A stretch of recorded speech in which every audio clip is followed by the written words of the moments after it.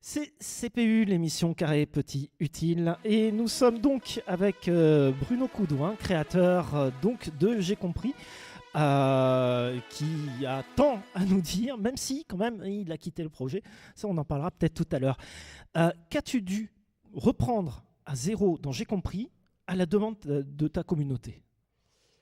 Alors, ce qu'on a repris à zéro, c'est que le logiciel, les choix technologiques qui avaient été faits au début en 2000, se sont retrouvés pas très adaptés, voire pas adaptés du tout pour fonctionner sur les nouveaux matériels, les tablettes, smartphones et autres joyeusetés qu'on a dans la main et dans la poche tous les jours.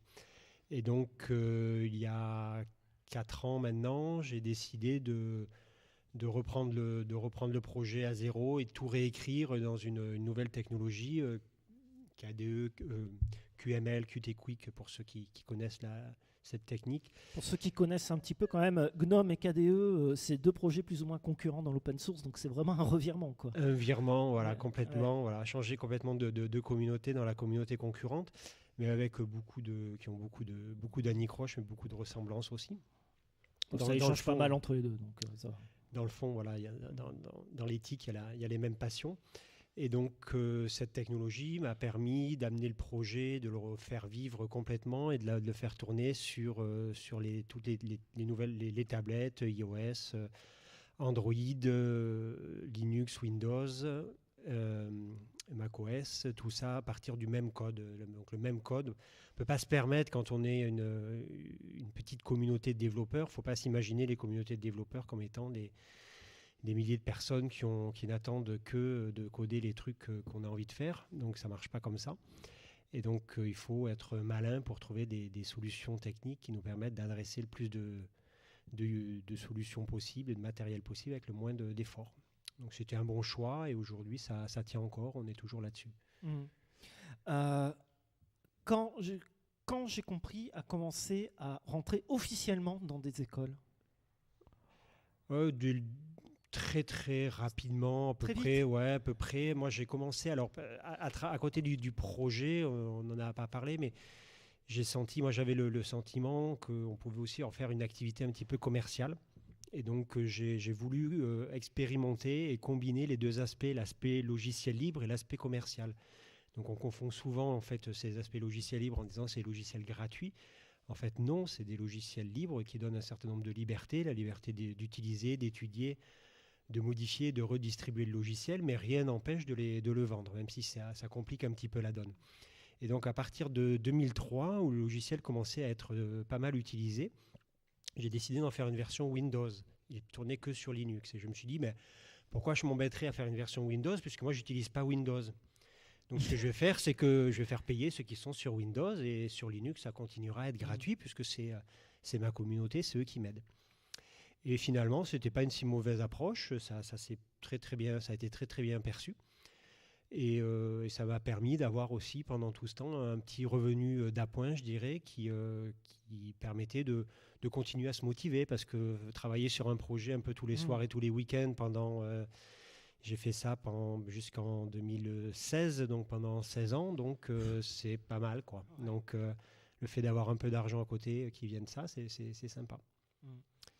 Et comment en fait tu as arrivé à discuter avec des institutions comme les académies, l'éducation nationale ou les ministères d'éducation d'autres pays? Il- alors avec la France, il y a eu une relation particulière parce que c'est vrai que le fait d'être français, malgré tout, même si le logiciel est traduit dans plein de langues et pas mieux traduit en français que dans d'autres, néanmoins, le fait que je sois en France m'a permis d'accéder où la communauté s'est plus diffusée en France. Et il y a certaines personnes à l'éducation nationale, à certaines périodes, qui m'ont aidé, qui ont aidé le logiciel, qui ont aidé les logiciels libres.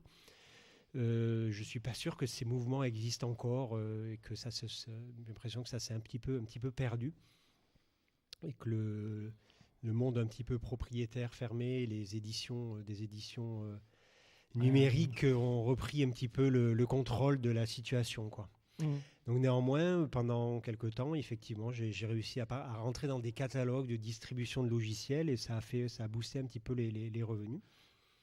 Et dans d'autres pays, il y a des communautés, des académies parfois qui achètent le logiciel et qui disent moi je veux le logiciel pour le déployer sur 1000, 2000, 10 000 ordinateurs. Et là, je faisais des cotations pour dire voilà, je vous fais tant de prix pour distribuer le logiciel et l'installer sur tous vos ordinateurs.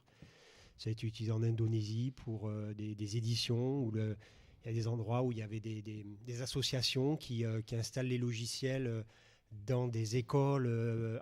Ils vont amener les logiciels à mobilette parce qu'il n'y a pas Internet et il n'y a rien du tout. Et je faisais partie des logiciels qui étaient déployés dans les écoles à mobilette en Indonésie, quoi. C'est une drôle de version du protocole IP. Hein. C'est mobilette IP, voilà. Ouais. Du coup, c'est extrêmement gratifiant qu'il y ait une forte participation de la communauté. Donc ça veut dire quand même ton logiciel se plaçait là où il y avait une lacune et où donc les éditeurs professionnels n'avaient pas identifié la manière de faire. Ils n'avaient pas identifié la manière de faire et ils s'en foutaient parce qu'on ne peut pas gagner d'argent. Donc il n'y a pas vraiment beaucoup d'argent. Même une personne, tu n'arrives pas à en vivre. Donc eux, ça ne les intéresse pas, quoi. Et à partir du moment où il n'y a pas d'argent, il y a le vide qui se crée. Et puis il y a des logiciels avec des gens un peu passionnés qui arrivent à faire vivre ça. Mais les éditeurs professionnels, ils ne vivent pas avec ces trucs-là. D'un autre côté, toi, tu en es un petit peu sorti justement de ce côté-là. Il y a eu des gens pour le reprendre. Ce modèle semi-commercial, est-ce que justement il a continué ou finalement il a été arrêté ? Alors moi, j'ai souhaité tout faire pour que le projet continue. Donc aujourd'hui, il y a une équipe cœur de 2 personnes que j'ai lancée dans la suite et qui était déjà présente dans le projet quand j'ai arrêté. Une personne qui s'appelle Johnny, un Français qui s'occupe de la partie technique, et un informaticien qui s'occupe de la partie technique, et une autre personne, Timothée, qui s'occupe de la partie graphisme. Et comme la partie graphiste, les graphistes, les artistes ont plutôt tendance à être un peu les mal-aimés de notre système commercial aujourd'hui, et donc ils ont plus de difficultés pour vivre. Donc j'ai donné la partie commerciale à Timothée, qui donc s'assure du support et donc il fait des tâches un petit peu pénibles autour de la commercialisation du projet, mais qui anime toute la partie commerciale et donc qui récupère l'argent et qui est auto-entrepreneur et qui déclare toutes ses revenus. Donc j'ai redirigé tous les flux financiers à Timothée qui s'occupe de ça maintenant.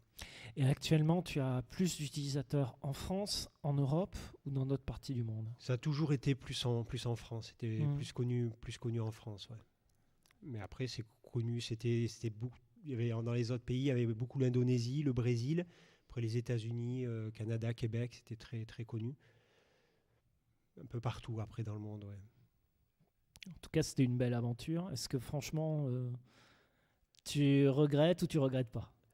Ouais, je regrette rien. Moi, j'ai appris beaucoup de choses et au-delà de l'engagement, moi, j'estime que j'ai donné un petit peu le retour j'ai payé ma dette à tous les logiciels libres que j'utilise tous les jours et pour lesquels je ne donne rien. Donc c'était ma façon de contribuer à cette communauté. Donc ça, c'est déjà beaucoup.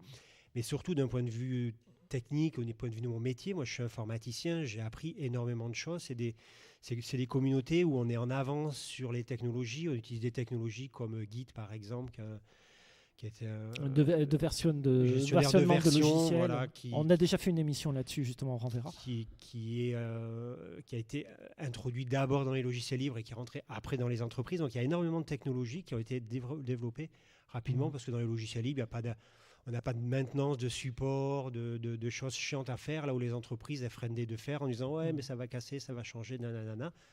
Dans le logiciel libre, on y va, on casse, on s'en fout.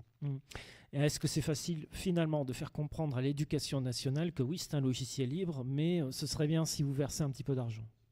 Non. Non, comment on y arrive ? mais comme ailleurs, comme dans les entreprises, toutes les entreprises utilisent des tonnes et des tonnes de logiciels libres et très peu arrivent au stade de j'ai conscience que les logiciels libres, c'est quelque chose d'important dans mon écosystème, je suis basé dessus et si les gars ils arrêtent de le faire, ils arrêtent de le maintenir, je suis dans la merde parce que c'est moi qui vais devoir le faire. De là à dire, ben, je vais quand même payer, financer des communautés, c'est quand même un peu difficile. Je veux bien croire, je veux bien croire. Bruno